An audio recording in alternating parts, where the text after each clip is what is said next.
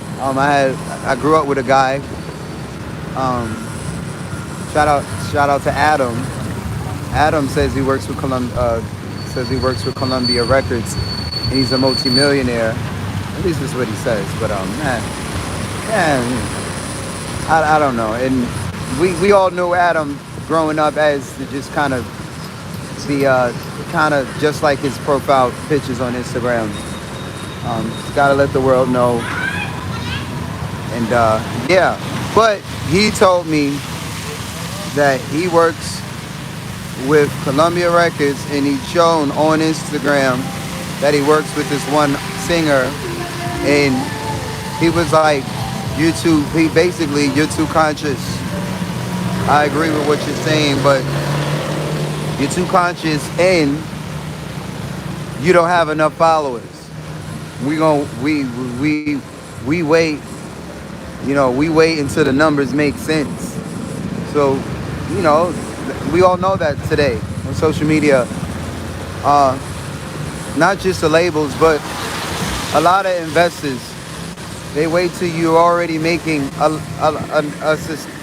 pretty decent penny on your own, and then now people are nice to you and want to partner with you. I mean, yeah, I kind of see it myself, just really formulating a system between me and every single person that's ever tipped me, even if we're not talking anymore and we're not going to talk anymore. But to the supporters that find me again, and the ones that we meet moving forward, having a system similar to Patreon or any of those members services, is gonna be the game changer. Because me basically subscribing to 100 people, even though it says I have over 3,000, but if I can get 100 people on the same page, not just with me, but on the same page as Creole God, it's a wrap. It's a wrap. If I can get 100 people or even 50 people, we can get halfway there. We get a bunch of people that supports as much as you, bro, and as much as anyone who's consistently, I can't really, Avashay has been consistent, support like Avashay has been supporting, so I would say support like my parents are supporting, and that's true, but I think they're silent supporters. My mom's be like, oh, I pray for you. I'm like, okay, yeah, I pray for you too. Like, how do you know? Like, bro, like, no, pick up the phone and say that or something, or pick up the phone and say hello. Like, we don't realize what we have until we don't have it anymore. And even I know that now, and I am prepared, and forced to kind of live alone by myself. So moving forward, I'm prepared to be alone if I have to be alone. I know I'm not gonna be alone though. People are not gonna let me sit here and make money alone. They're gonna want parts and they're gonna want to call police. So, you got the haters and you got my angels. So, never alone, but the ones who I can, when the camera goes off, we can split a check. Them, that's going to be, obviously that's a small crew of people, and so far, like I said, if I can get everybody on the same page as this brother, who's really been trying to build with me, and I've really been trying to change. Like I said, if I was fucking in the States, bro, on God, I'll keep sending you bread. It might not be much, but I'll keep tipping you until you see, bro. Like, the more we can, get this going, the more I can just say, yo, quit that job, just rock with me. And the bag is gonna grow as the brand grows. Y'all know how this fame success shit goes. Look at Ice Spice story. She was charging one rate, and then she went viral, and her price changed in like 24 hours of what she was charging people to go live.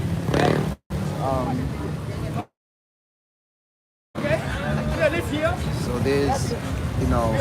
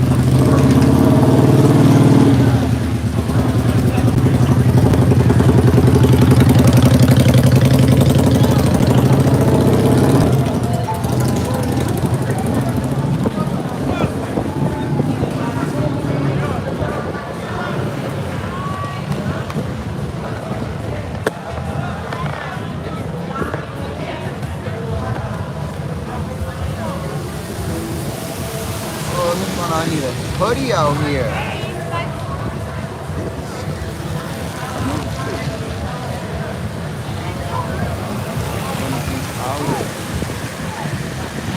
If I can get 5 accounts to share it live, I have a reason to sing.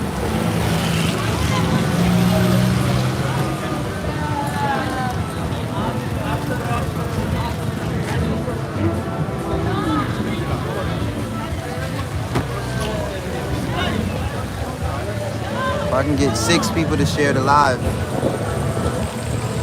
my dreams will come true. If I can get 6 accounts to share the live.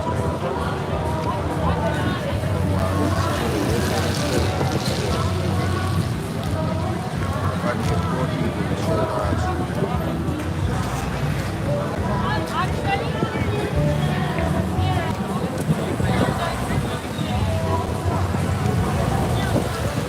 No, I'm just gonna take her before I go.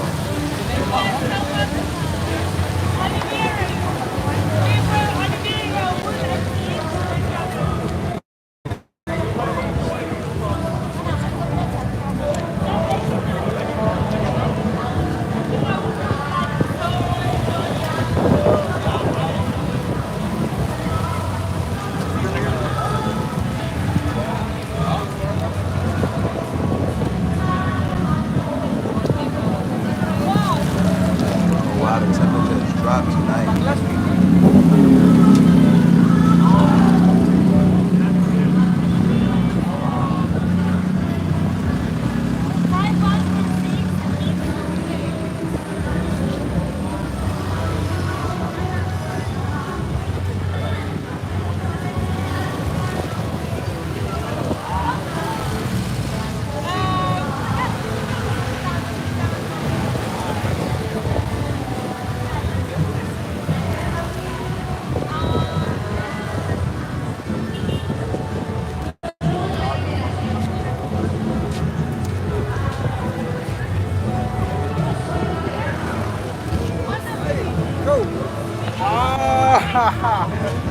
Yeah, how are you?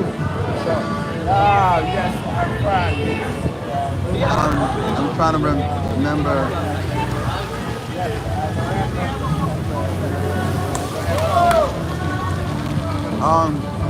Where do I know you from again?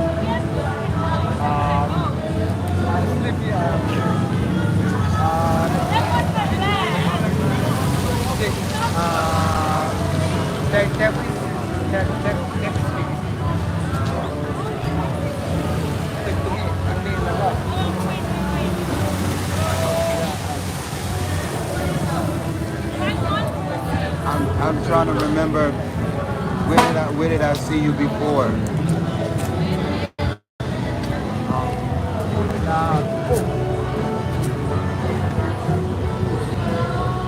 Oh, I remember now.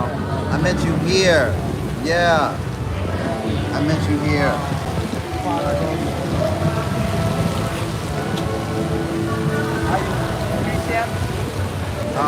Yes, I'm having service right now on YouTube. Talking to the people. Yeah, singing to the people. You motorbike? No, motorcycle. rent, not mine. Land. Rent. Land. How much land? 200 How day? every day. 200 every day. Today? How much? Every day, 200 200. every day. Today? 100. Yeah, every day 200 I have to pay. Yeah, I'm just working on YouTube right now.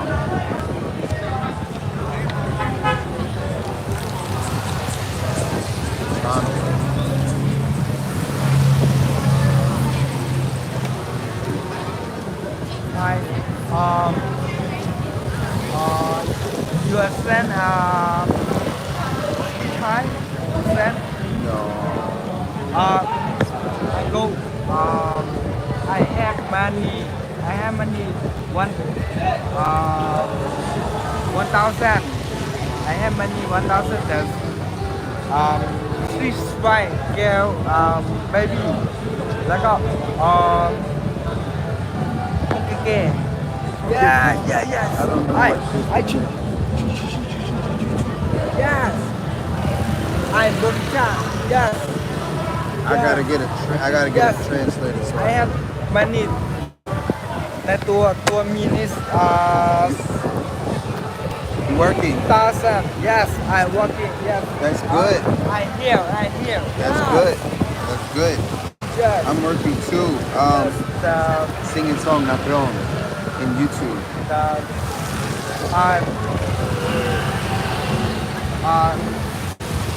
I love Father God.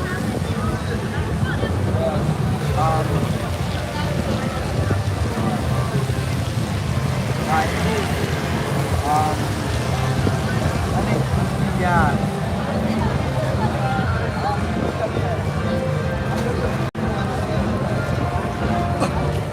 Okay. That's good. You get better. Get better. Gotta take care of your health. Talk to my live this I go what I go Okay. what Thai what Okay. Well, I'll see you later then.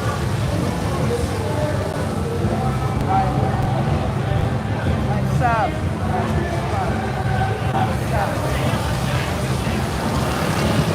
Sad. I have money I know it I eat 100 I hear 900 yeah I eat 900 I hear 900 I have money 2,000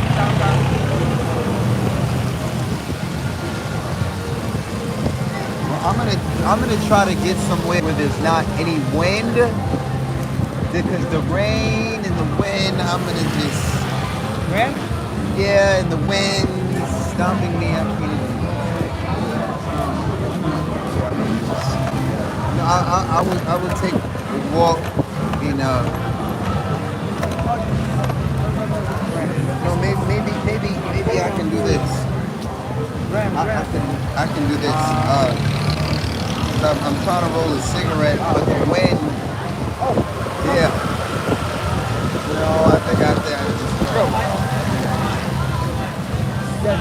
yeah come come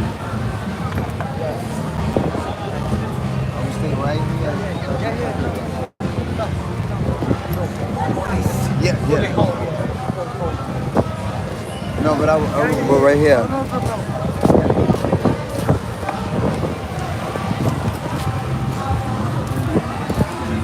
Oh, cannot you. No, no, I got it. Yeah, I got yeah, no, it. no, no, no, no. I hear.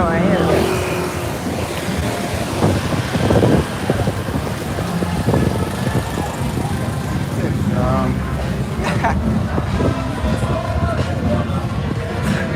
No problem, no.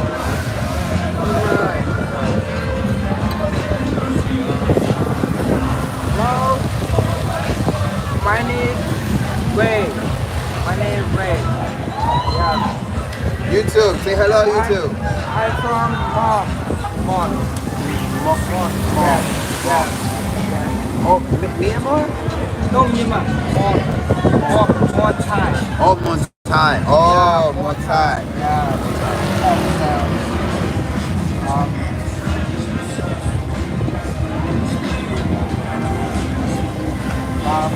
Just trying to roll a cigarette, guys.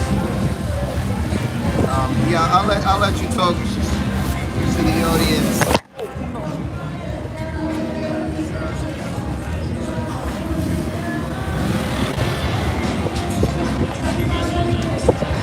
Spot.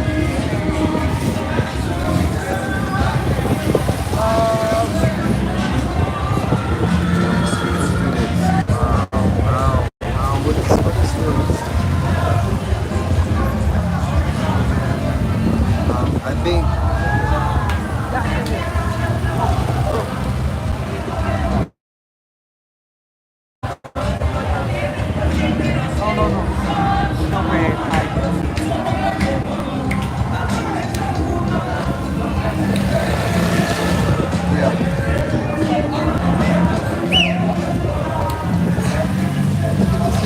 Oh, baby.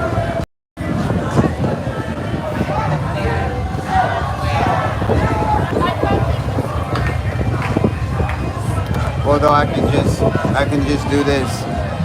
Just put the camera in folks' faces. Or so can I want to give this brother a job. Yeah. But clearly probably got an alcohol problem. Reeks of alcohol, and it's kind of triggering to me. I lost my grandmother because of alcohol at a very young age, and her and my uncle, they all kept this smell of alcohol. It's not a fan of around 11 people I knew. Like, what is it?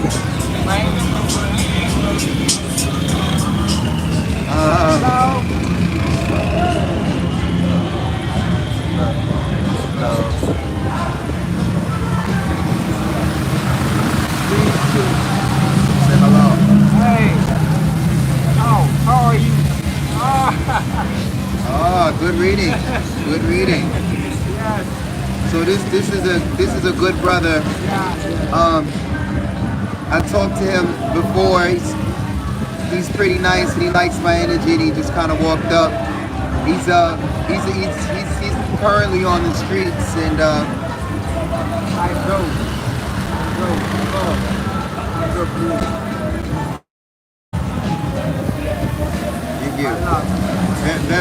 you. Very friendly, and yeah, let's put that right there. I'm just trying to roll a cigarette, and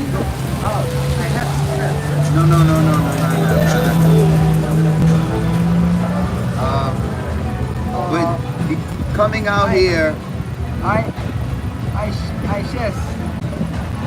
a lot of people have made themselves very familiar with me. Real. I yes. Impossible? Yeah. I love that. What is your name? My name Wayne. Way. Name Yeah. is Way. Yeah. How old are you, brother Way? How old? What age are you? How old are you?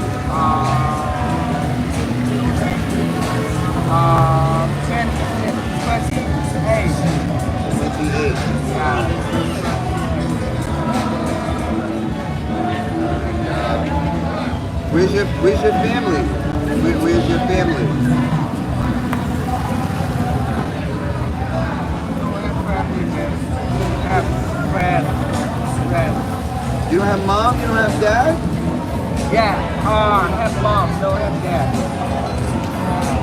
Have mom, have dad. Where's your mom? Where's your mother? My mother, Yeah, where's your mom? I'm old. Look, that's happy. Waka. She's in Thailand? Okay, Thailand, yeah.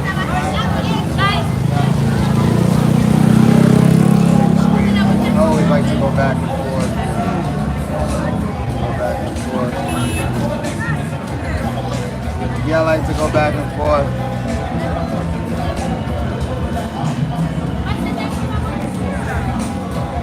Share the ladies, share the people, share everything. Yeah, let the people see. Yes. Oh, very cool, very cool. Yeah, I love those. Yeah. Oh, what's your name? Mark. Mike. I love Mike. Yeah. Thank We you. love Mike. Thank Yeah. you. Thank you. Yeah. I love you.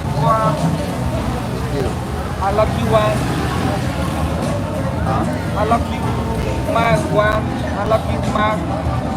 Mike. I love you, Mike one. You are lightweight. I love the people too. I love the Thai people. I love you all.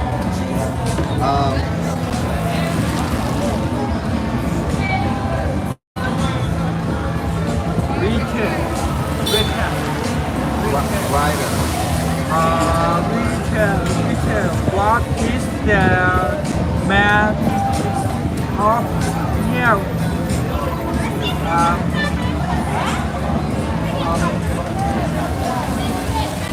Camp.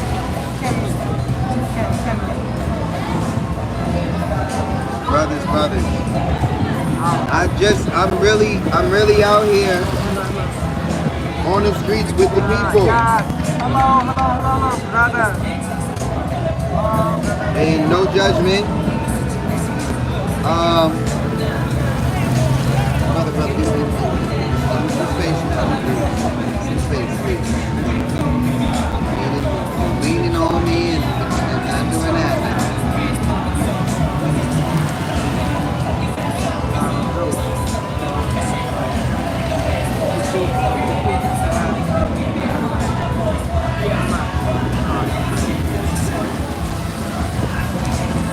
Roll a cigarette and I'm gonna take a walk.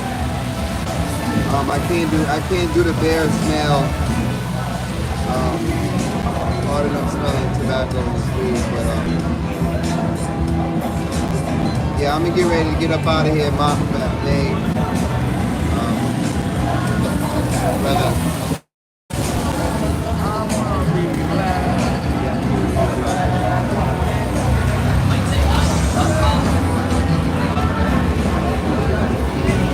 In case you're wondering, Yeah. Yes. Baton. All right.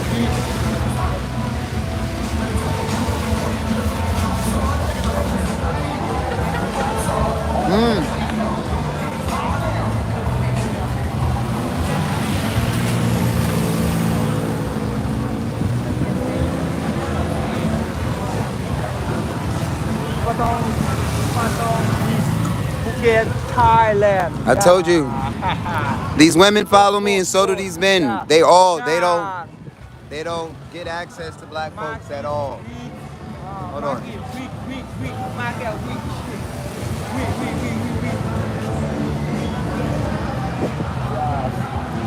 But it's cool. I come from a way scarier place, and I'm not scared at all. The brother is feeling definitely amazing and he's feeling great, and likes A lot of people do this because I have good company, and they kind of make themselves comfortable whether we speak the same language or not. Brother, you gotta give me. No, I don't smoke. You want a cigarette? I give you a cigarette, but I don't. No, brother, you got the. No, we not. You got the. Yeah, I'm not. We not. We not sharing L's. I ain't got it like that, bro. But yeah. I don't know you like that, my man. We ain't that cool. Yeah, I need to take a walk so the brother can find his way. He saw me and just kind of totally forgot where he was going, and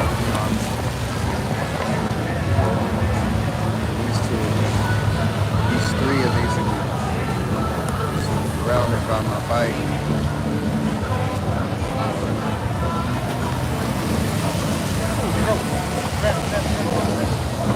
It's okay. Yeah, I'll go soon.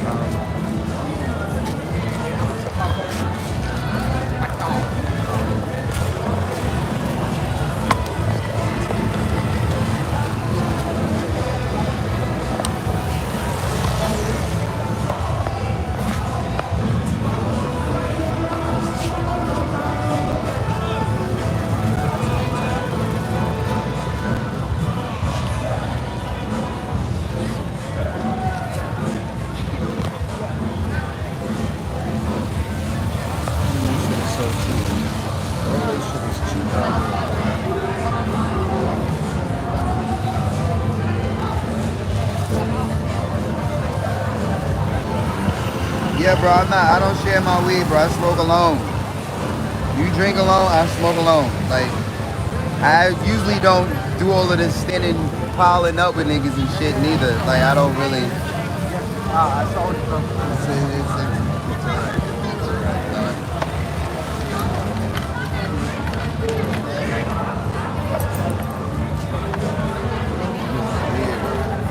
Niggas be out here with chicks and still be in your face.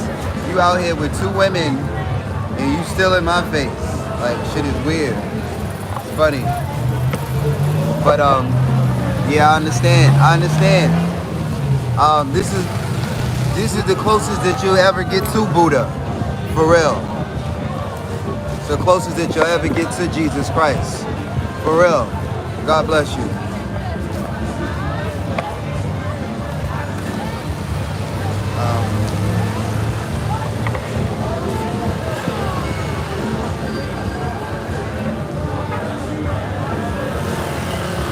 But y'all heard the story. Jesus was out with the wolves, the whores, the scallywags. Jesus is in the streets.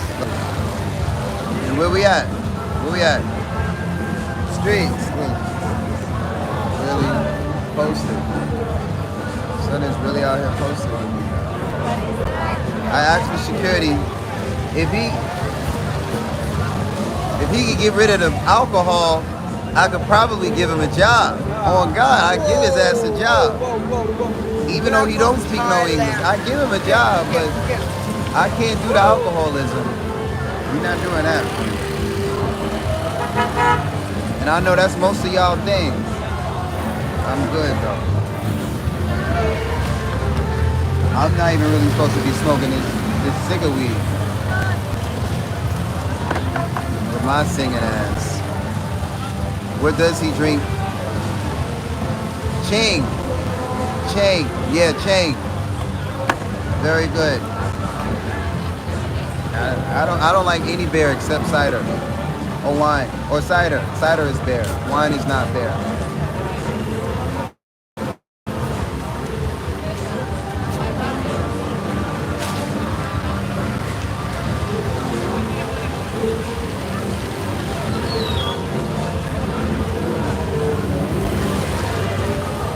I'll save you some.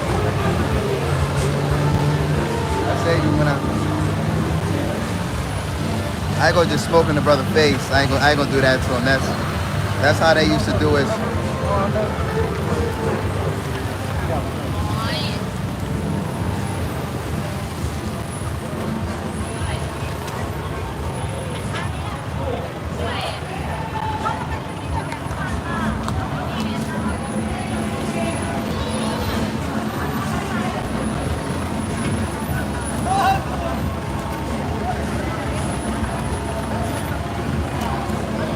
The weed is better priced. Son got a haircut and all of that. Son is not homeless. He speak the language I don't. Like, at least he can holler at chicks. I can't even holler at chicks. At least you speak Thai. I don't speak Thai. I don't speak Thai. He can. Madam, you're so good. You're so What do you speak? จะดีมากเลย Thai. จะดีมากเลยได้ได้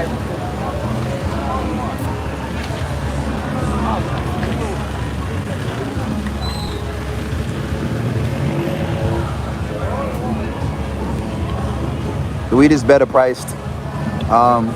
But they got cheap weed and they got okay.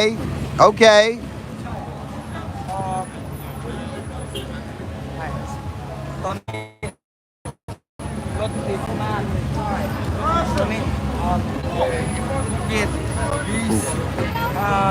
Patong Beach. รถติดมากเลย Oh.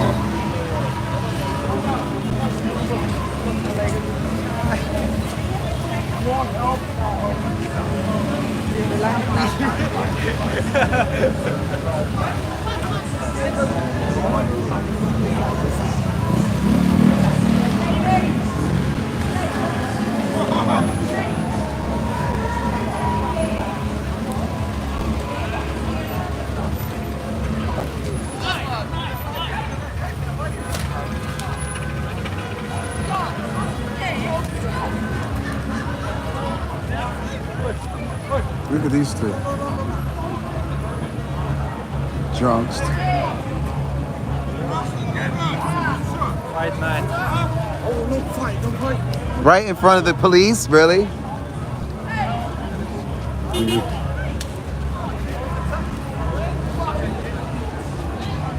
Nice.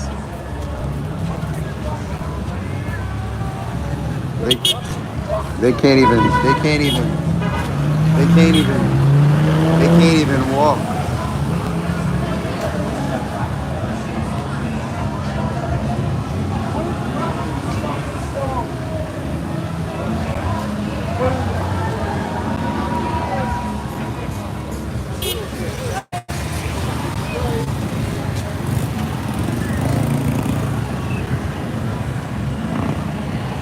Let me take this opportunity.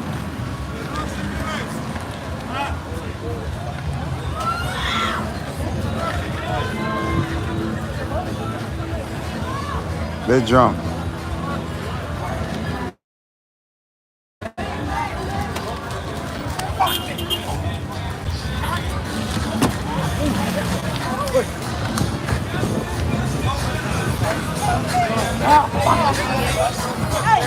Look, it's funny.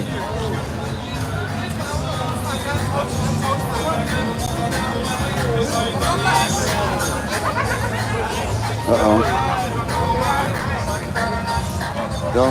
Don't see well, Mark. Yes. Oh, police come. I know, bro.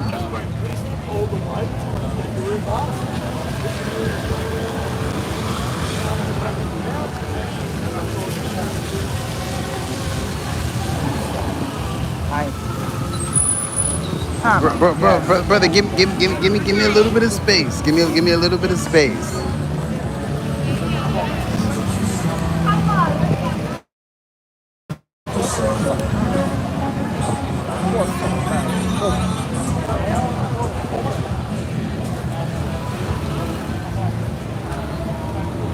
Look.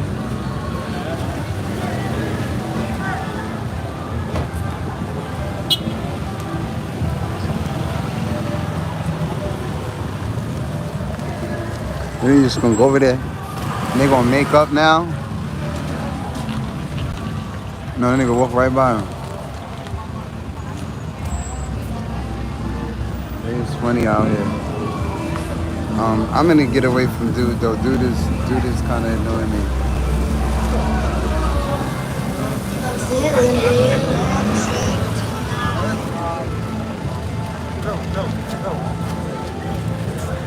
I'm filming everything, bro. I'm filming everybody and everything.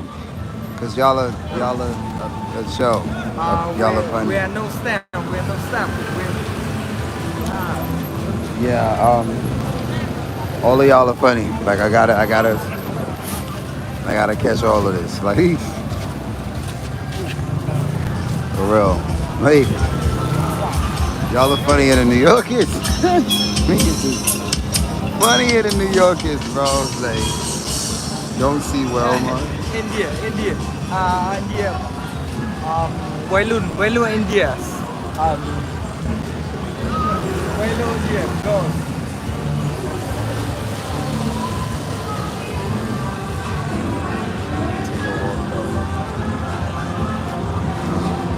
So the brother could find his way wherever the hell he was going. I'm gonna get up out of here, brother, man. I'm gonna see you later. Like I gotta go. Where you go? Yeah, I got to get away. Where you go? Away from that alcohol. Away from that alcohol. That's where I'm going. Oh, bro, where you go? I'm taking a ride. I'm taking a ride. Taking a ride. Yes. It's okay. Yes. Tony, ผู้เด็กยุ่งมากเลยตอนนี้ตำรวจยุ่งมากนะครับผู้เด็กยุ่งมากใช่ตอนนี้เครื่องก็เขาเนี่ยจะดีแล้วเขาจะไปแล้วใช่เพราะว่าพลังเข้ากัน I have 3G. My hotspot is only 3G, so I'm gonna see you later, though, bro. Yeah, bro, yeah. Thank you.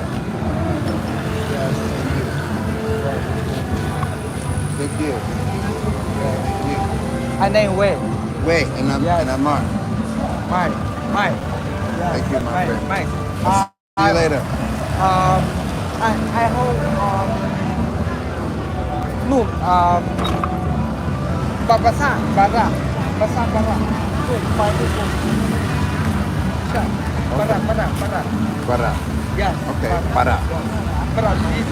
This para. I hope. Okay. See you later. Thank you.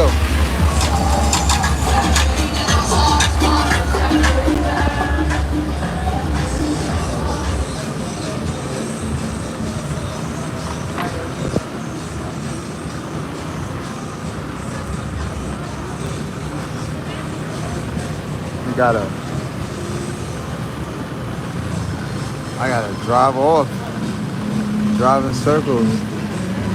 Otherwise, you just stand up under me all night, like. And I'm like, I'm good, bro. Like, please, like. Poor baby though, poor child. Like, the brother clearly need help. He out here on the streets. Yeah, all we can do is basically be out here YouTubing and showing what goes on, and the more people know, the more help and resources get out here.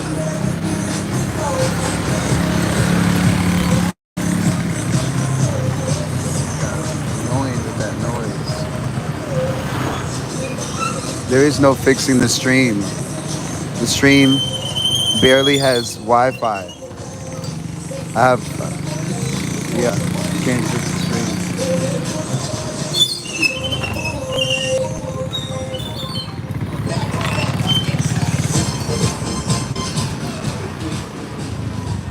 Turn the camera, bro.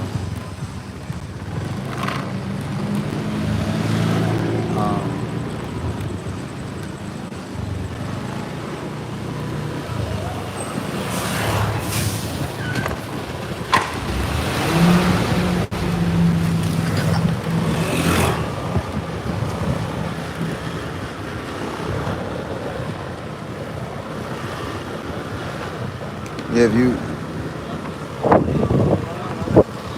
guys gonna um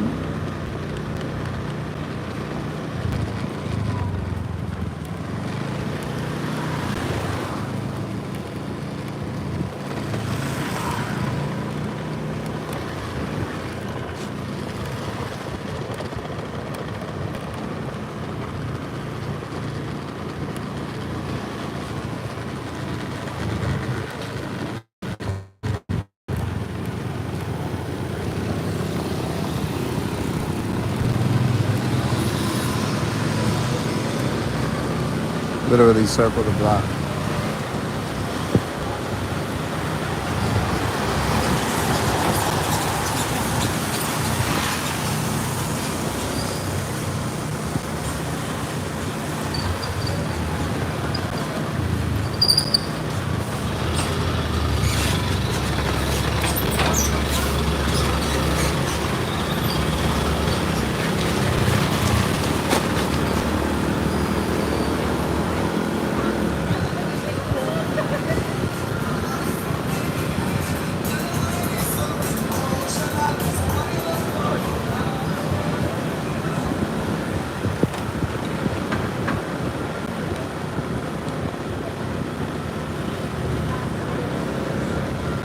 When I get to September, that's gonna be like a year of streaming like this. Well, maybe not like this, but it'll be a year of streaming.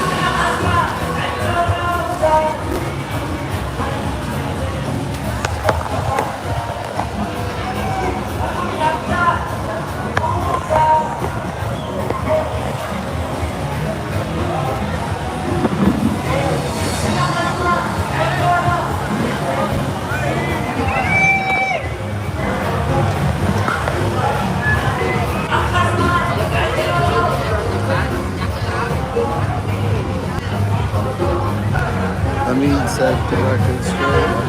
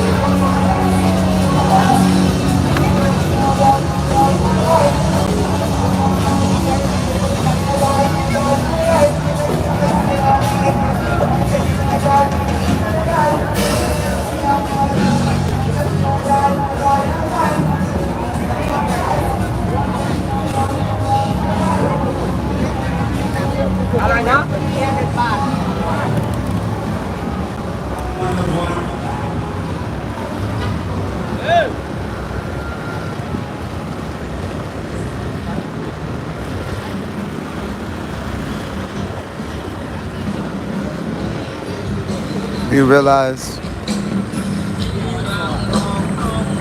like America's low class is not the lowest class in the world.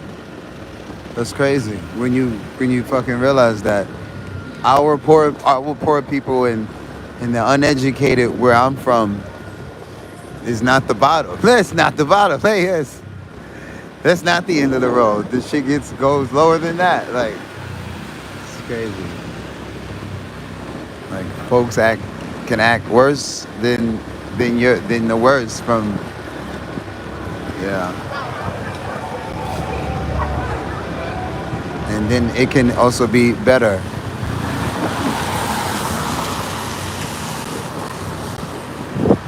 Out here, bro. Straight labor.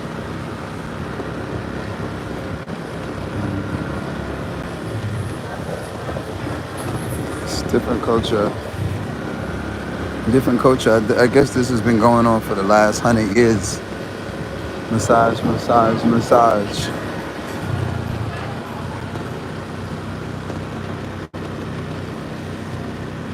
And I guess it might be going on for the next 100 years. Taco Bell. I had some Taco Bell today. Made me miss home, bro. Bro, I miss New York food. Like, nobody is topping the variation of food that you can get from New York. Like, not only can I get Thai food from New York, but every other fucking country. Like, here in Thailand, I'm loving the Thai food. I'm loving it. But they ain't no African. There's barely African food here. Jamaican food, Dominican food, like black food, like not here. Like, which is opportunity to bring it here. Like, anybody that would open and bring black culture out here to Asia, like, cash cow. They eat it all up. I mean, 'cause a lot of the culture that is here, that is American influence, came from black folks in the first place, but they got the watered down white versions of a lot of what came from us in America, and I'm seeing that more and more all over the world. But best believe America's every piece of America has been even an idea. But there's a difference between when white Americans come to Asia than when black Americans come to Asia. You can walk down the streets and see the difference.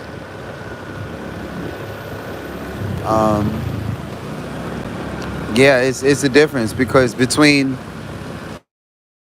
the Asians, the Europeans, and the Africans, they all like, it's this different attention. Like, oh, because again, the Africans be out here as well. They don't pay it no mind, but until you speak English. Once you open your mouth, then they all up in your face too. But it's not a bad thing. It's basically a lot of us don't get around each other, so we just be, curious, basically, literally just curious.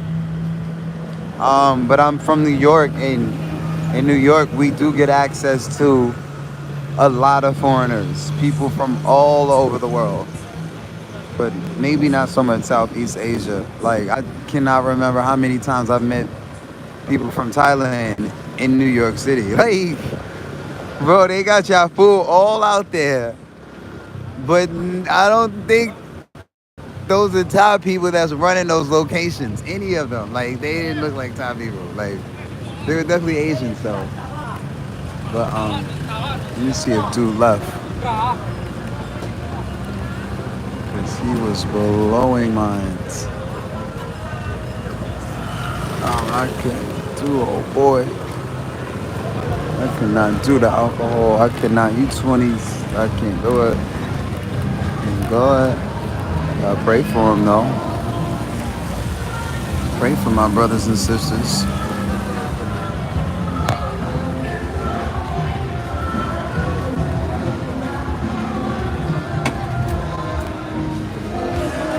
I wonder where I put that.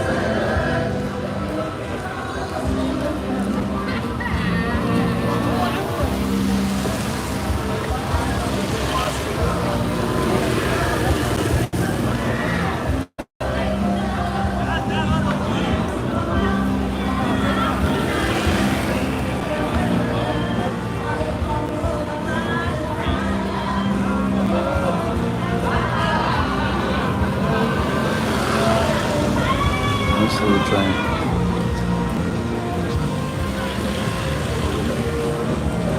Yo, it's a bag out here when I sing. When I tell you, oh my God. When these funky ass police don't hate on me, bro, they especially yo. And all of the people that be drunk, they have self-control. They have self-control as drunk as they be. Except if I have to fucking scold them and put them on the spot in front of a crowd, like um, which I had to do this morning. One guy, nigga, trying to take the mic, reach for the mic.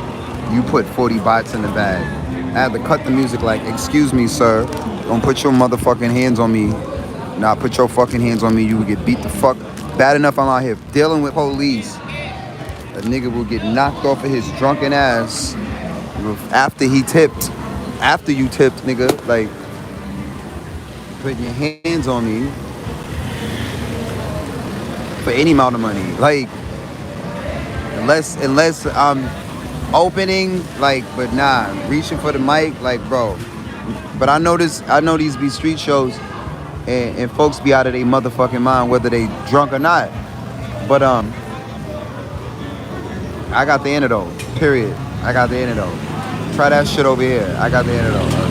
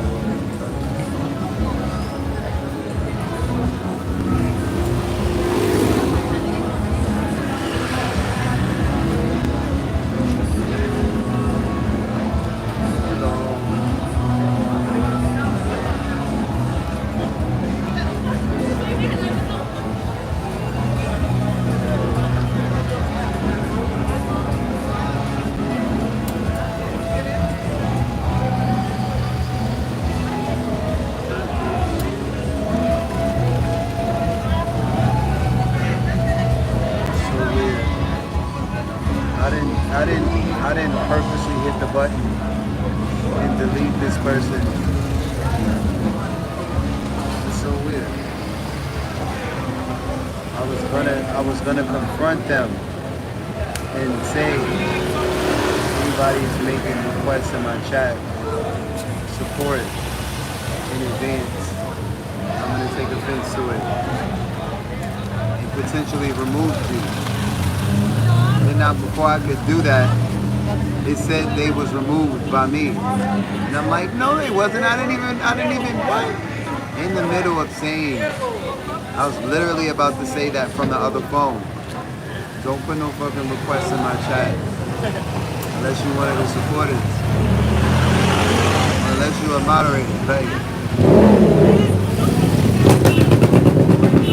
even if it's something as simple as fix the camera.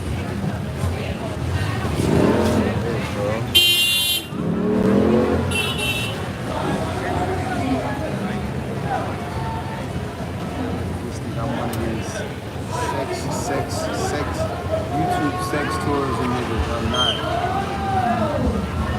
No offense to them.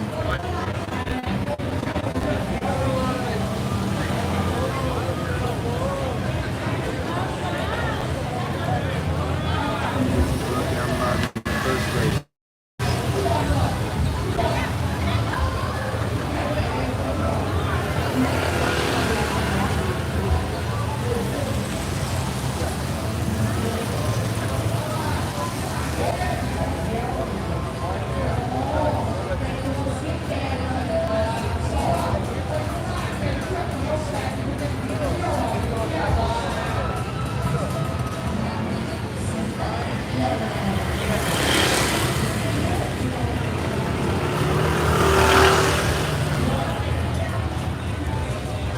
Like the live with the thumbs up button.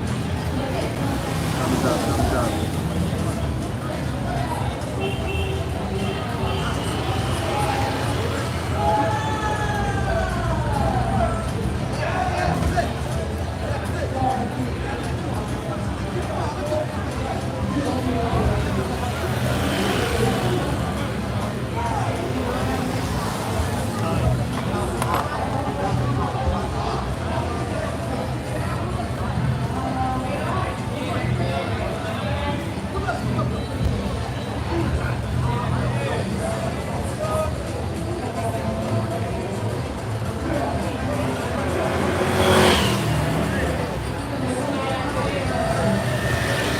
I'm gonna go to Times Square, I'm gonna do the same thing.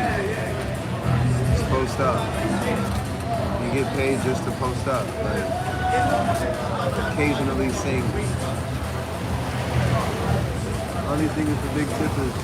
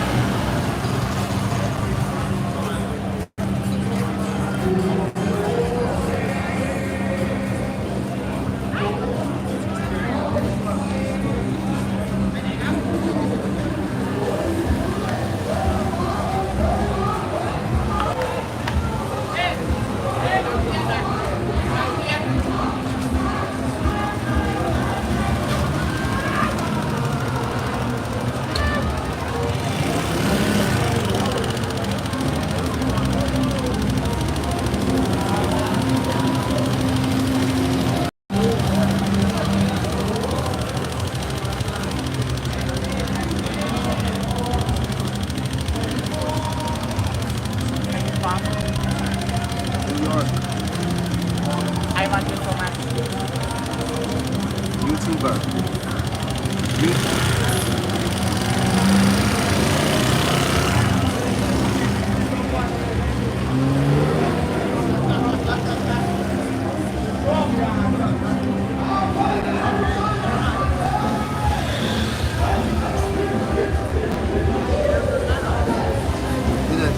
Did another lady boy just try to holler at me? They can tip me. Shout out to all the lady boys. Y'all can tip. Thank you.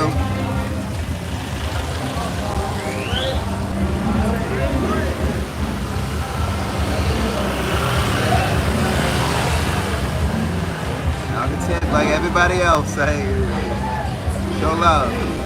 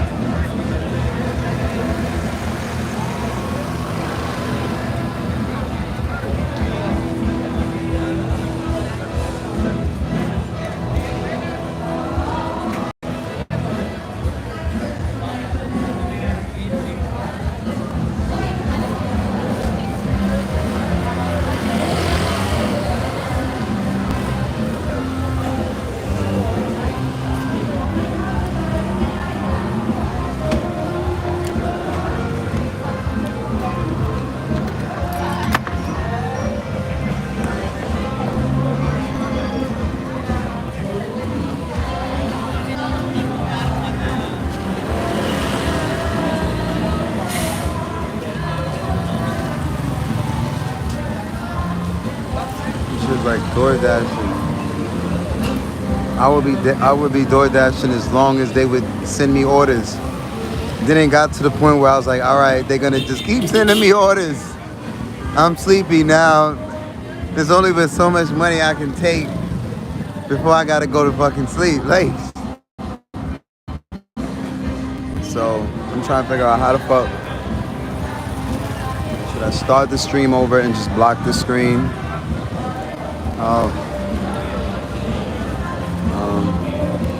Cover the screen and just stay on this same live stream. I need to stay with these live hours.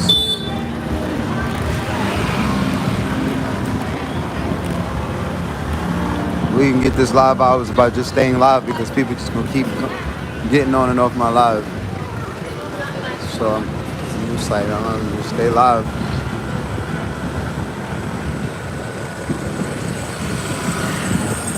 And let people know what's going on with they.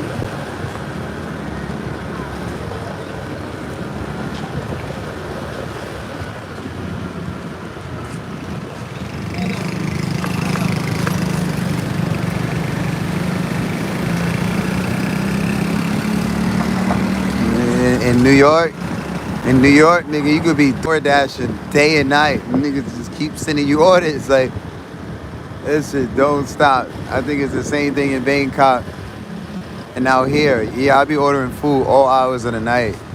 These niggas be delivering food all hours. All right, let me put this down.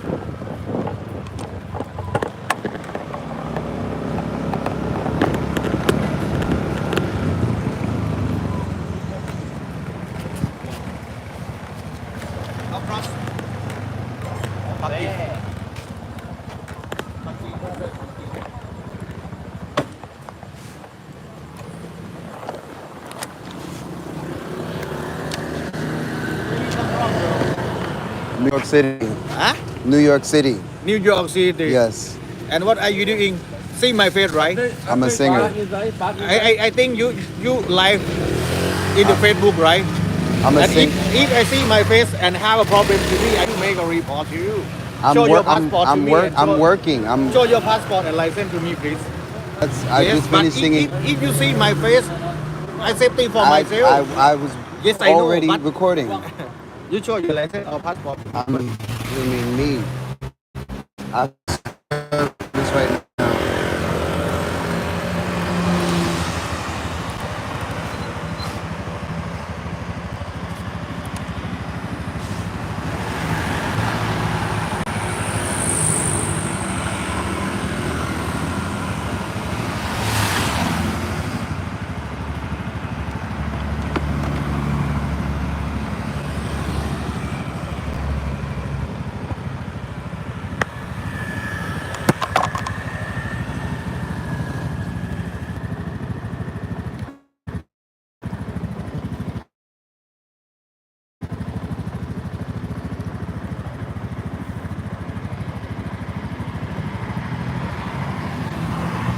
Show you how to deal with foreign police. Go live. Shout out to, and those police made him viral. He went live because they was messing with him with street performing, and he went viral. Like he got viral on Facebook.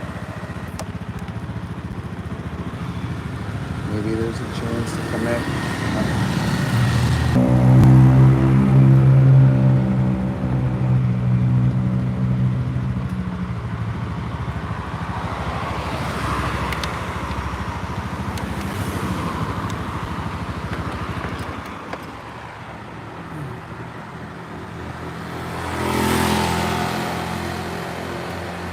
That's exactly how you deal with them.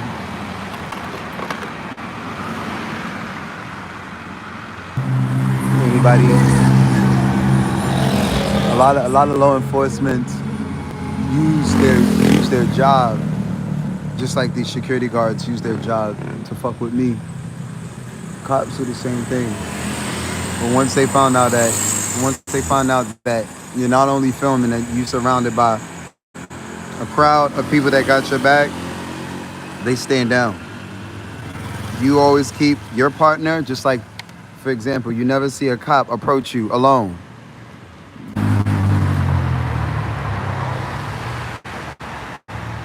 Okay, we got Wi-Fi.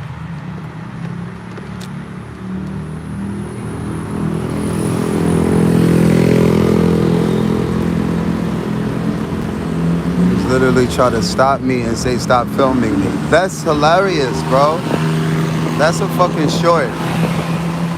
It's not long enough for a long form video, I mean, technically it is. Technically it is. Telling niggas, man, everything is a short. Everything is live. I'm making a video out of everything. It's a short. Everything is live. I'm making a video out of everything. So if you don't want to be in the content, don't walk up on me. Straight up. Or if you don't want to look crazy in the content, don't walk up on me not supporting. This shout out to Mike, to the Mikey story. Subscribe to the Mikey story. My brother named his whole channel the Mikey story. But I thought about it, like, that's a fact. Every last one of these channels is our story. So it's a great name. Like,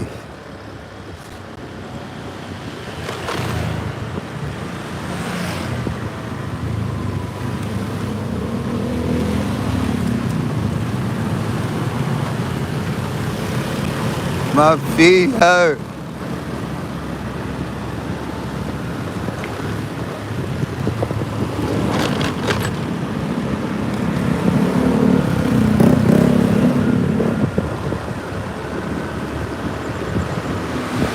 I love you. She looks bad. Yo, you speak English? They be looking, bro. They are not used to hearing English. Especially catcalled. Well, I'm not catcalling, but they are not used to being hollered at in English. Hey, cute thing. Like, how you doing, cutie pie? And then when they be trying to holler at you in English, it be mad cute because it just sound like they've been practicing and they still practicing, like practicing. Just like I'm practicing my Thai.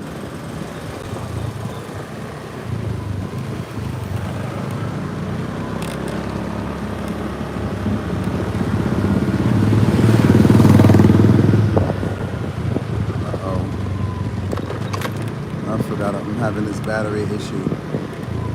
Let me just take my ass back. I just forgot I'm having this battery issue. Can't do much. Wait. Phone died, the battery died, the phone died. Like, it's just a lot. It's a lot.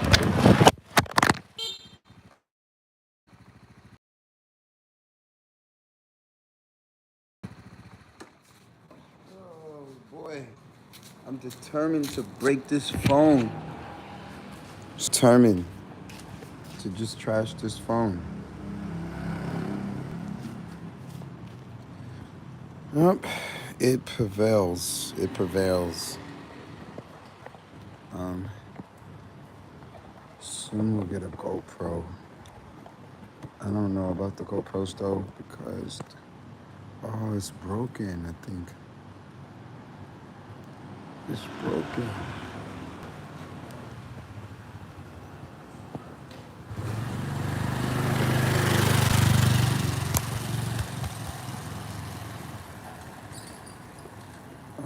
I'm so confused.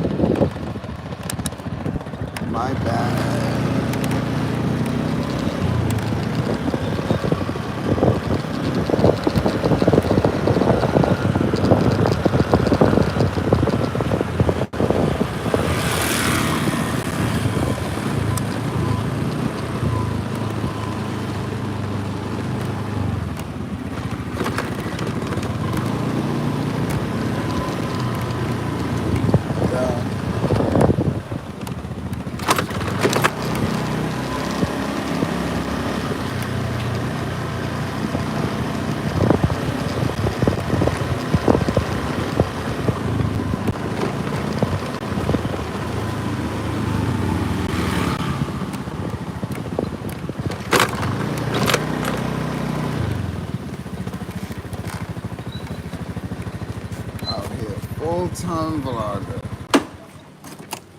Full-time vlogger. Full-time blogger. Full-time blogger. Full-time blogger. Ouch. Sideburns is so long. You get caught.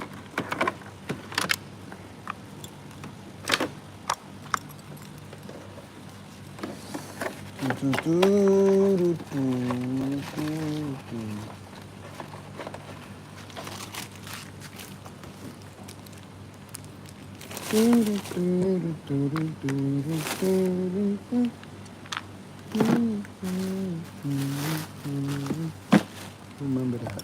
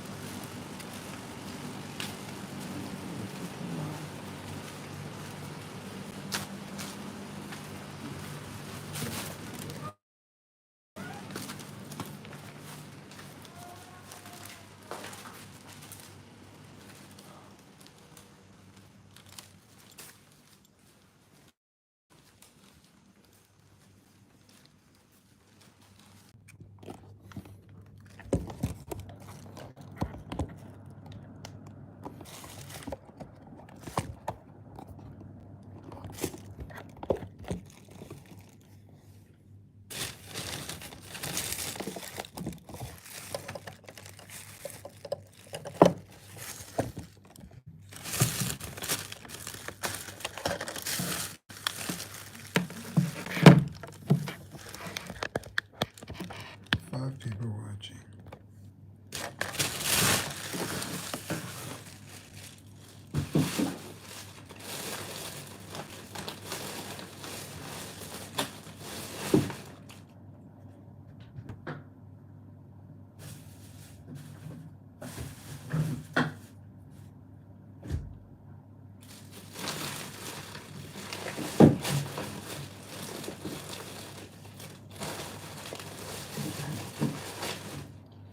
Yo.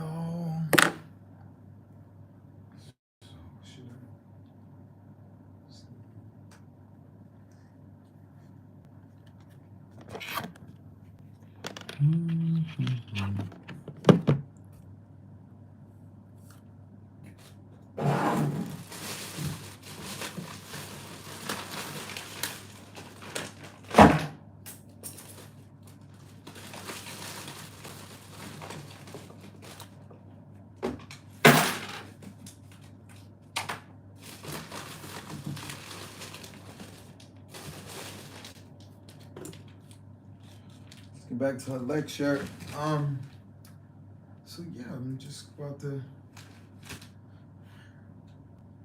do a sleep stream, a stream sleep. I'm on to fuck it. I have to just stay alive.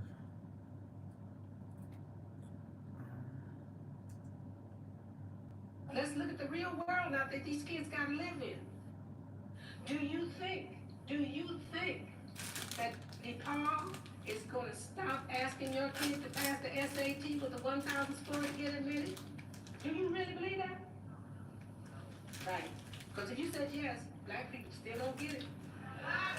You still don't get it. Listen, your kid, whether you abolish them or not, your kid is still gonna have to take the SAT, the ACT, the MSAT, MCAT, the LSAT, and any other kind of T that they got going for them and they want to keep you out of the job. This system is not about to be test-free because tests sort you out too effectively. This white reform movement is trying to sell you assessment by portfolio and calling it authentic in order to pull the wool over your eyes. Let me tell you, anytime a test depends upon a white jury to tell you whether or not you are competent, you can believe it is not going to work for you. And if you think so, black people still don't get it. You just don't get it. You just don't get it. All right? Now, the only place in this society that you can get in by portfolio is prison. You can't come to DePaul by portfolio. You can't get in Harvard by portfolio. You cannot get a promotion in the Chicago police force by portfolio. You have to pass a standardized norm reference police test that you take with paper and pencil. Ladies and gentlemen, the only place you get in by portfolio is prison. Now, if you do not understand it, you just don't get it. You just don't get it. Ladies and gentlemen, you just don't get it.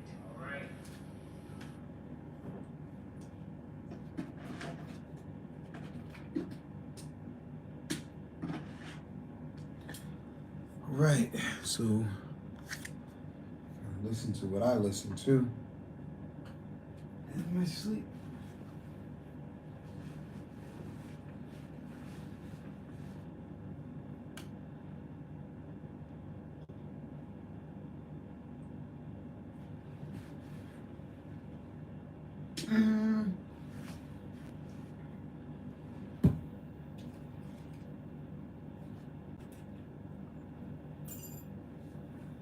They will try to use their former experience in order to construct that role.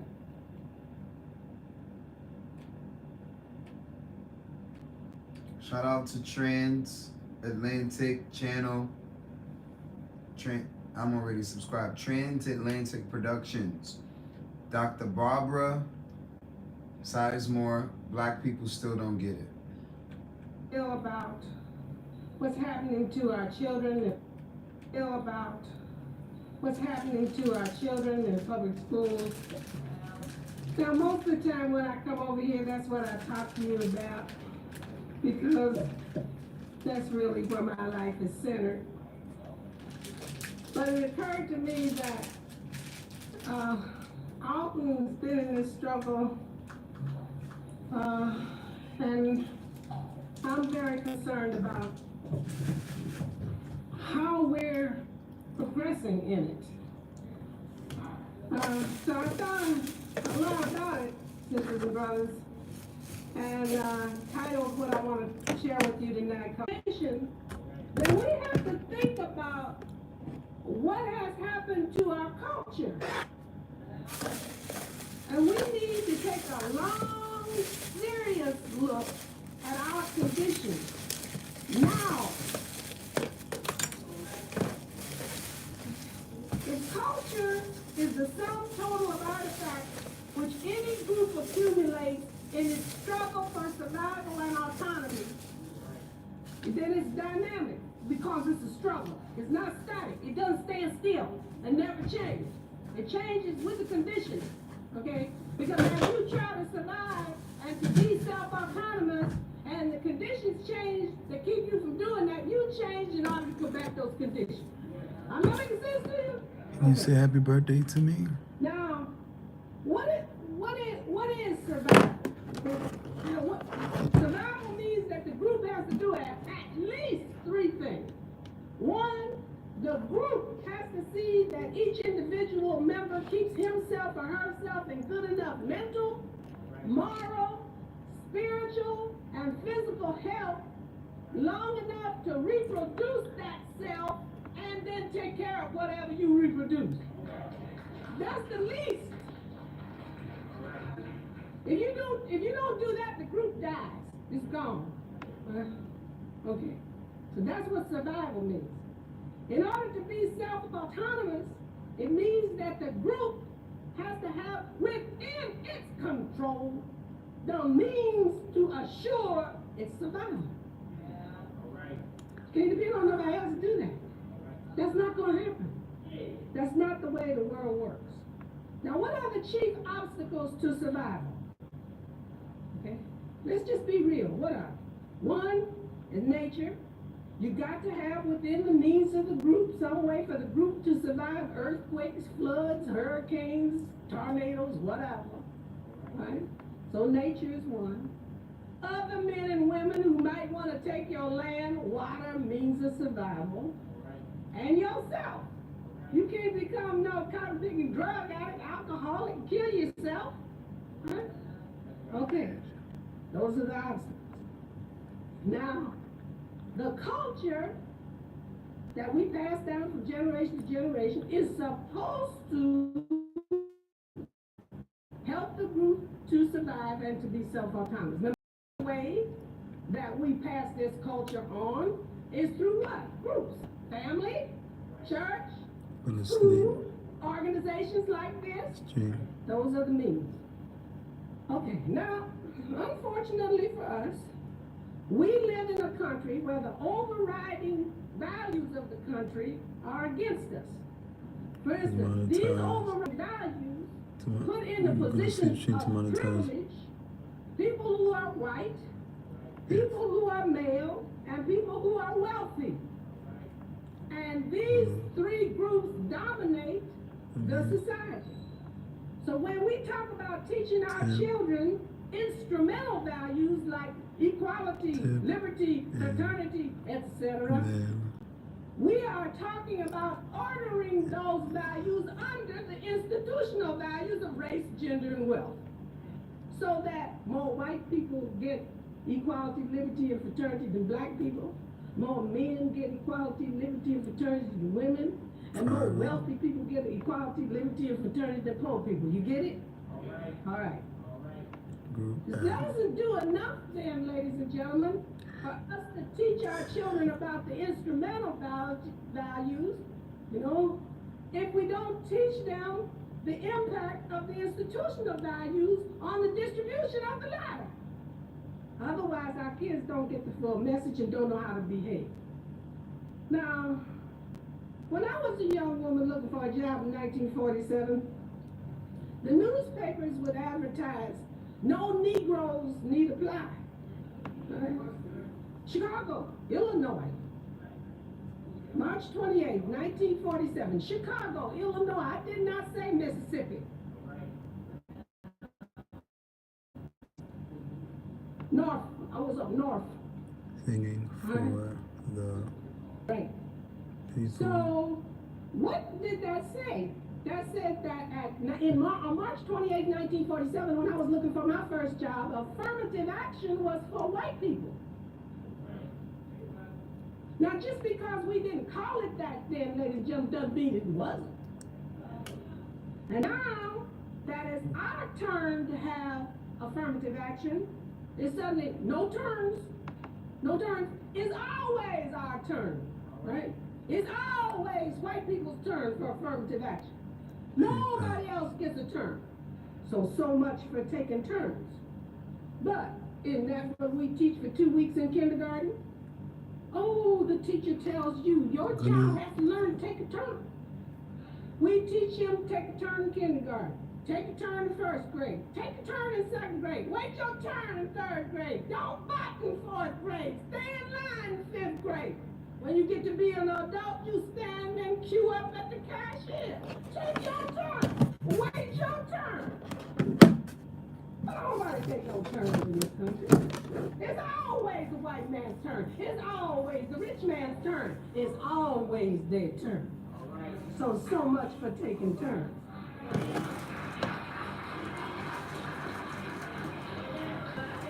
Let's hear this from the top. This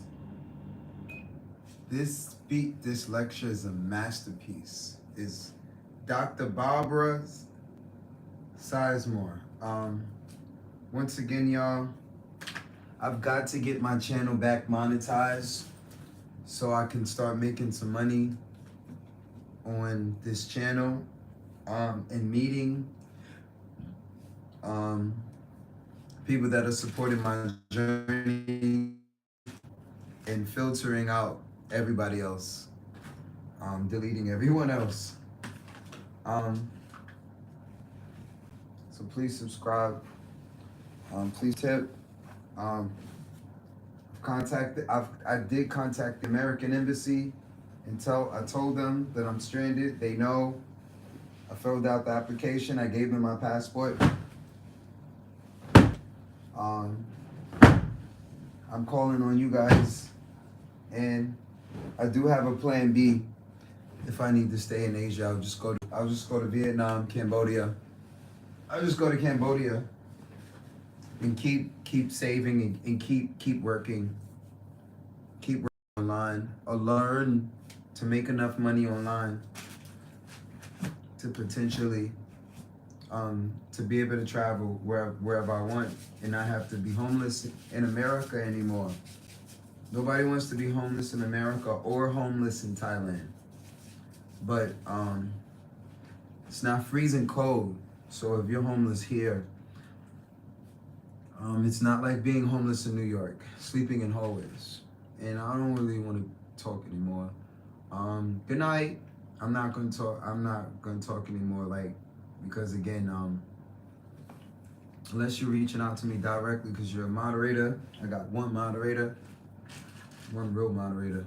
I made a bunch of people moderators because they tipped, but I'm about to undo that. Yeah. Tipping is not gonna make you a moderator around here. Partnering with us, in us making money together. But yeah, let me wait, where's my Wi-Fi? Oh, that's what I'm afraid of. I'm afraid of the Wi-Fi shutting down once it crash. Because I'm already struggling with Wi-Fi right here now on the laptop.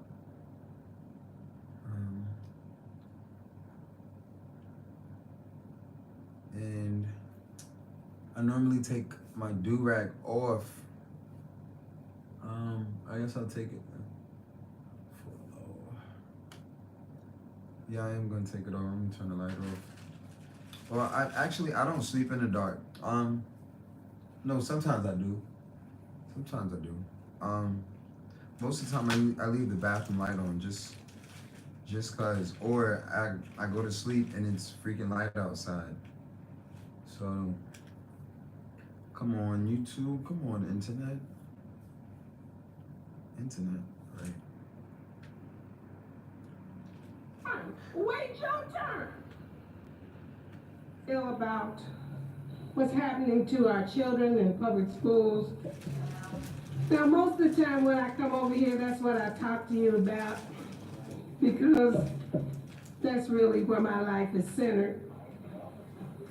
But it occurred to me that Alton's been in this struggle, and I'm very concerned about how we're progressing in it. So I thought a lot about it. Let me see when was this done?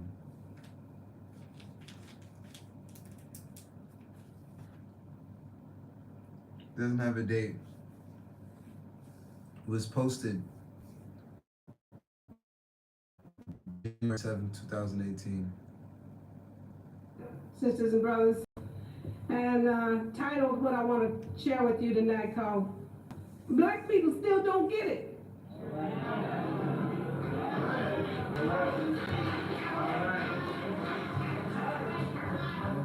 For some time now, I have been trying to get the idea over that Black people must take charge of their lives and those of their children. We can't leave this to other people to do, because they're not going to do it.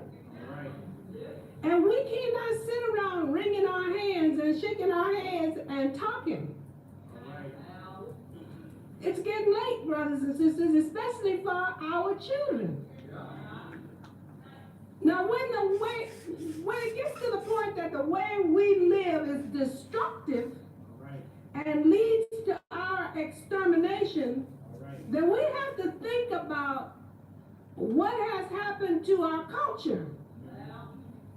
And we need to take a long, serious look at our condition now. If culture is the sum total of artifacts which any group accumulates in its struggle for survival and autonomy, then it's dynamic because it's a struggle. It's not static. It doesn't stand still and never change. It changes with the condition, okay? Because as you try to survive and to be self-autonomous and the conditions change that keep you from doing that, you change in order to combat those conditions. I'm not making sense to you? Okay. Now, what is survival? I mean, you know what? Survival means that the group has to do at least three things.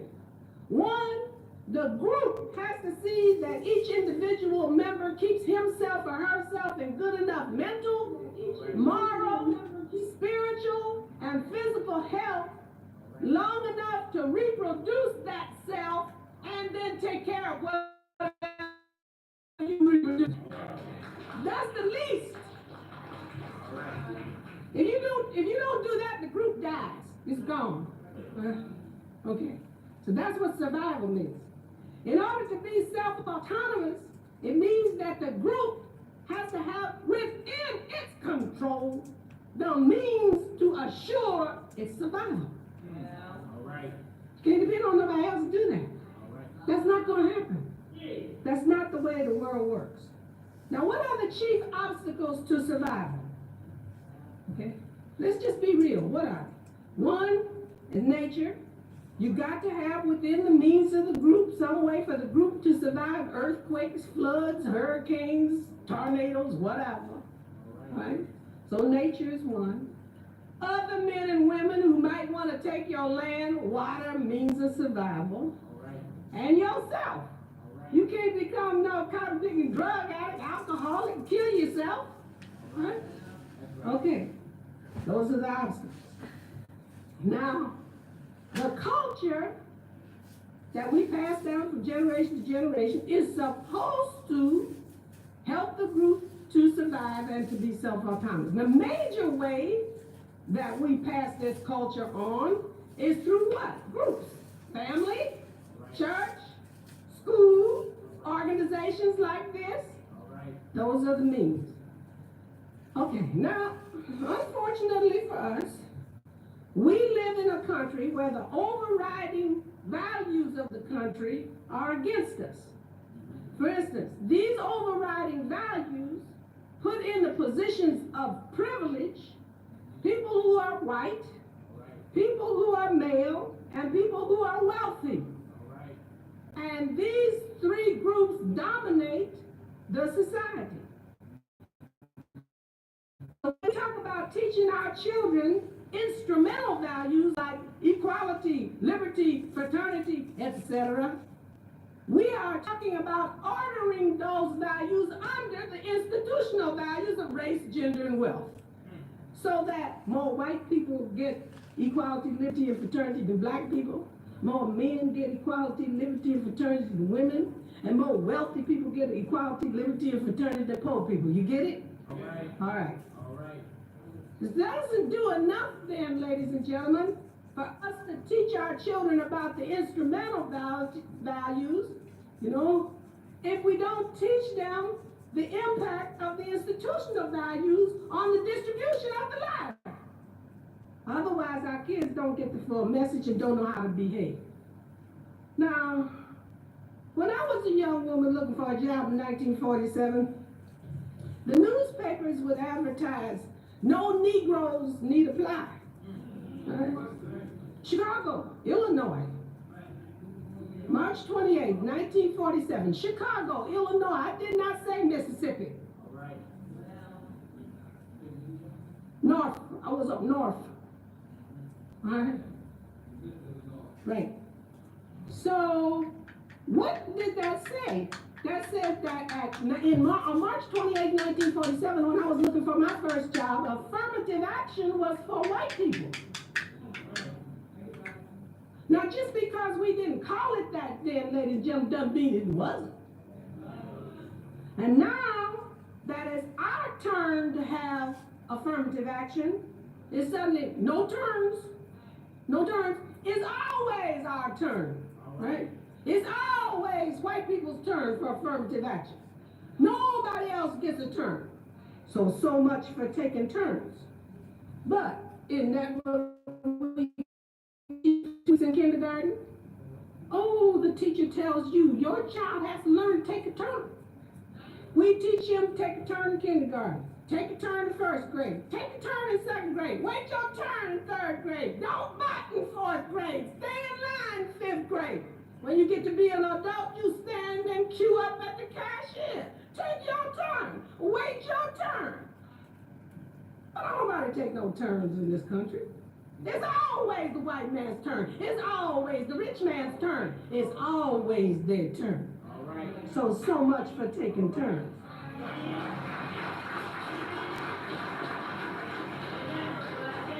In 1954, the U.S. Supreme Court overturned Plessy versus Ferguson, which legalized Jim Crow, and the overt racism that we knew as Jim Crow was forbidden. And most Negroes, now calling themselves black, thought the problem was solved. Black folks just didn't get it. We just didn't get it. We thought that the problem was segregation. But segregation was a symbol of the problem. The problem was this institutional value system of race, gender, and wealth. That's the problem. And ladies and gentlemen, it still is. The United States is not a democracy yet. It's trying to be. Trying to be. And I always tell my students when they say, I'm trying to do it, Miss Almore, I say, come here.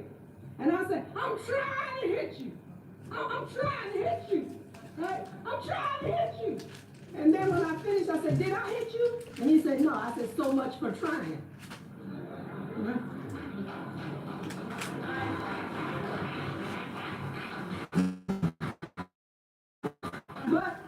But the United States is a capitalist country. It is that. Now, if it can be a democracy within the parameters prescribed by the capitalist paradigm, it does it. But when it can't, it won't. The basic premise of capitalism is to make a profit by any means necessary. And the unit of measure is the United States dollar. And ladies and gentlemen, it is taboo to teach this to your children. When I say taboo, I mean it's forbidden. For instance, if anybody gets up in front of a class and tries to teach the children about capitalism and how to be a capitalist, they are immediately labeled socialist or communist and run out of the room. Right? It's a taboo. Don't you think that's strange? That in a capitalist country, we cannot teach our children to be capitalists? Oh, think about it. Because you see, in a capitalist country, you are either a capitalist or you are a victim. There's no in between. There's no in between. You either play the game here or you're a victim of it. Now you have to make a choice. Of course, you can always leave the country. That's another choice. What's goody? Right?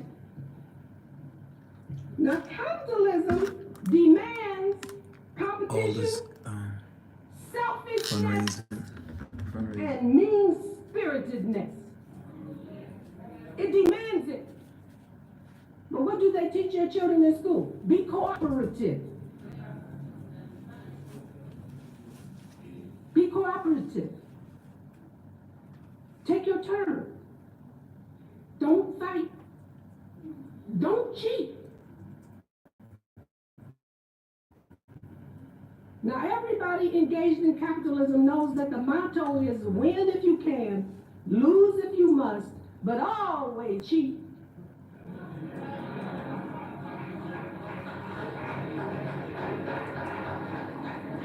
And what I'm trying to explain to you, ladies and gentlemen, is the real world that our children live in, not the ideal one that we want them to live in, not this wonderful world that we pray that will come here one day, but the real world that they have to live in. You want to know why they're acting so crazy?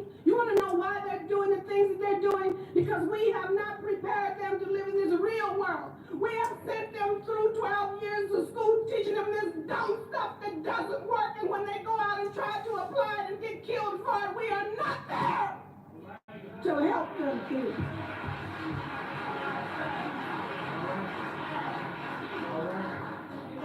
We are not there. We fade away on them. Somewhere around about 9th grade, we start talking about, I can't control him. I can't do nothing with him. Get out of my house if you don't do what I tell you to do. And we abandon them to the mean streets and then cry because they get murdered. Not me. I'm still here. Capitalism is not compatible with equality. It is not compatible with equity. It is not compatible with Christianity, no matter how hard we try. The struggle for survival in the United States is the handling of this never-ending tension between the institutional values of race, gender, and wealth, which give undue and unearned privileges and advantages to some so that others cannot compete on an equal basis for the resources of this country. This is the game, ladies and gentlemen. As Alton told you, politics is the management of the conflict which occurs when groups war over the resources. Resources include money, land, right? So politics is just the passing around of the resources. If you don't have the resources, as Alton told you, you're not in the game. Black people just don't get it. All right. We just don't get it. All right. Those who are at the bottom form a group which is bound by its cultural artifacts. That's language, religion, tradition, art, music, style, values. And these form a bond of cohesion which, if nourished, does become nationalism. All right. But it has to be nourished. And it has to be nourished by the group. All right. How do we do that? Family, church, school, organization, institutions. Okay. All right. Wi-Fi and battery issue. Fuck, bro, I'm just trying to monetize this channel. God. Fuck. Never been in no shit like this in my life. Not even in jail, bro. And go through this shit.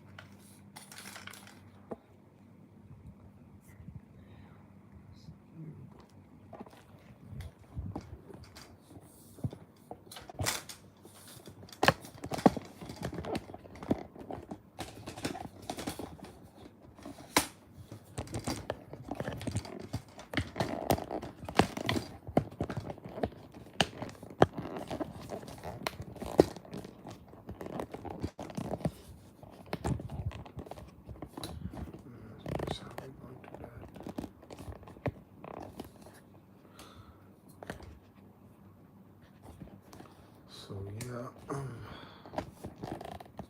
do whatever I have to do to win. I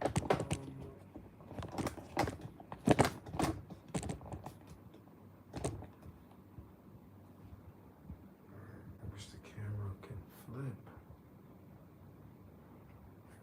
Let me just turn the camera around.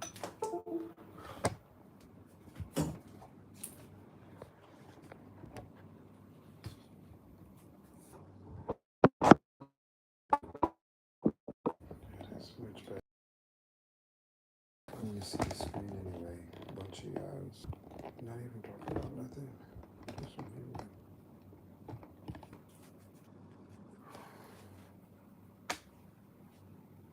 I'm gonna try this. I don't know if this gonna work. I feel like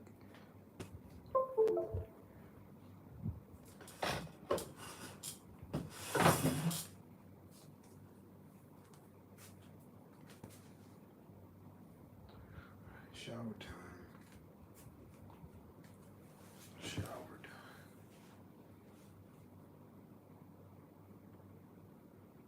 time. All right. We just don't get. All right. Those who are at the bottom form a group which is bound by its cultural artifacts. That's language, religion, tradition, art, music, style, values. And these form a bond of cohesion which, if nourished, does become nationalism. All right. But it has to be nourished. All right.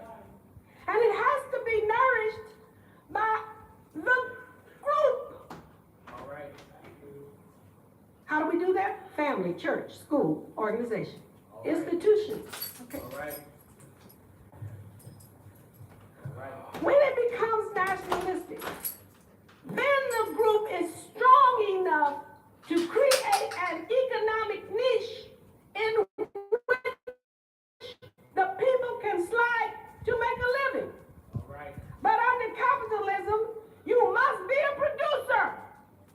You cannot continue to be consumers. African Americans spend more money than, well, there's one group that spends more money than us. We spend. Ladies and gentlemen, this means we do have money. We spend it, right? So when you got money to spend, you do have money. This girl lost her father. She was in medical school when I was living in Pittsburgh. This young lady lost her father, and he left enough money for her to go to school, to finish her medical school, but it was in probate in the Pennsylvania court, and so she needed the money to pay her tuition right away. So she came to me and she said, do you think that you could get $5,000 from me? And she needed it like in 2 weeks. So I went to my block club. We had a nice little, all these little middle class people, professional people up on the hill. They're called Sugar Top in Pittsburgh. And so I went around the block club and I said, can we get $5,000 together to get to this girl so she could get through school? And they come talking to me, well, we don't got that kind of money. Now I said, well, let's figure out some way to do it. We'll meet in 3 days. And so during that 3 days, I walked around in the 6-block area in which I live, which is called Sugar Top in Pittsburgh. And I just wrote down all the cars that cost more than $35,000.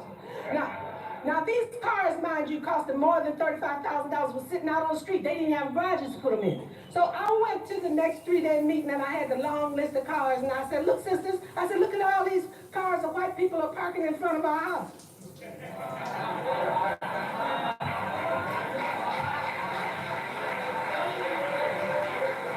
Because obviously, if we didn't have the money, we couldn't be buying $35,000 cars, right?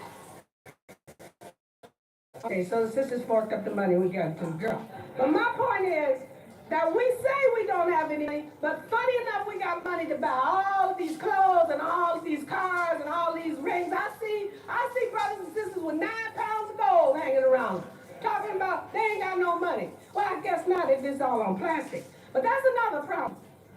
That's another problem. You must try to be plastic free.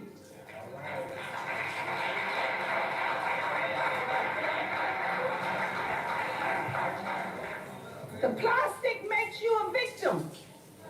The plastic makes you a victim. You will never participate in the capitalist process as a winner if you are a victim. All right. This brother came to me and he told me, he said, all this old capitalism crap you talking about, he said, you ought to shut up because we don't want to be engaged in capitalism. I said, show me your wallet. So he took out his wallet. I said, ain't no money in it. He said, no. I said, well, how you live? Where you live? Because I got to pay rent where I live. Where you live at? You don't have to pay no rent. What do you eat? Because every time I go to Jewel, they want long green pictures of their president. All right. I mean, hey, man, be real. States of America without any money. I don't know a problem that our people have that would not be solved by more money. Now you see me afterwards. You see me afterwards. If you got a problem that money won't solve, because I want to know about it. Because I'm making a list of them. All right. Because in a capitalist country, you see, that's the whole gig. That's the whole gig. The whole gig is to make everything cost money. And that's why, ladies and gentlemen, everything is for sale. That's right. Everyone. That's right. Everything and everyone. Yes, Justice Jackson. Now, if you want to change things around here, I'm with you. I'm for you. But in the meantime, while you changing, you got to eat. Because if you don't eat, you're going to be one dead revolutionary. All right. So let's be real. I'm trying to stick to what's real, ladies and gentlemen. Because it's this tension between what's real and what's ideal that's killing our kids because they don't know how to deal with it. Okay, what's the problem here? The problem here is that the economy has been restructured. All right. So that the jobs that people used to get with little or no education have now disappeared. All right. In order to get one of those jobs, you now have to commute to Taiwan. All right. Or Mexico City. All right. Or Haiti. You got to commute for those jobs now, ladies and gentlemen. They're not in Brooklyn. Okay? So those jobs are gone. So what are our people doing now that those jobs have disappeared? Using their usual creativity to create new ones. But where is the opening for these new creative endeavors? In drugs. All right. We don't have a drug policy in the United States. I know you know better than that. We don't have a drug policy. We got a prison policy, but no drug policy. 80% of the cocaine used in the United States is used by white people. 80%. But look at television every night. Do you see them going to jail? No. Because that's not the way the business is structured. You see, the drug industry is now a part of the gross national product. And they can't get rid of it if they wanted to. Everybody's, mad at Kurt Schmoke because he said, and Joycelyn Elders because they're talking about legalizing drugs. Nobody gonna legalize drugs. You don't have to take those two people seriously. It's not gonna happen. Because people make too much money off it. Not us. Not us. We're getting killed and going to prison. But that's part of the deal too. Look at this capitalist plan now. Look at it. What did I tell you was to make a profit by any means necessary. Right? Okay, how you make a profit here? Well, you build the prisons. Where are these prisons built? In New York City? In Brooklyn? Oh, where are the prisons built? Who lives there? Okay, then who's going to build these prisons, ladies and gentlemen? Who's going to provide the guards in these prisons, ladies and gentlemen? I rest my case. All right. Going to provide jobs, both construction, maintenance. Okay, that's where the job's going to be in prison. All right, now let's look at where the money goes. A sociologist named Troy Duster, California, Berkeley, has been studying the drug business. Troy is a brother. He's a sociologist. And what he noticed is that there are layers, just like in any other hierarchy, right? There's guys at the top, guys at the bottom. Okay, as you come, the top, the international cartel that runs the drug business, it's on top. Those are the international owners of the drug business. And then underneath them is a layer of international distributors. These are the people that distribute drugs all over the world. Then underneath them is a loose network of international bankers. They launder the money so that it can be distributed into legitimate business. And it is this money that's fueling the economy now. So if you're looking forward to drugs disappearing, you are really naive. Black people just don't get it. They just don't get it. Preach. The bottom of the industry, the street industry, is run by poor Black and Latino people. Or anybody else that's poor won't get in it. Now, these are the people selling on the street, so they get caught and they get put in jail. Now, the part of the drug business that's used by the middle class elite gives you less time in jail than that sold to the poor. So as you come down the line from the international cartel, you get blacker and blacker and blacker.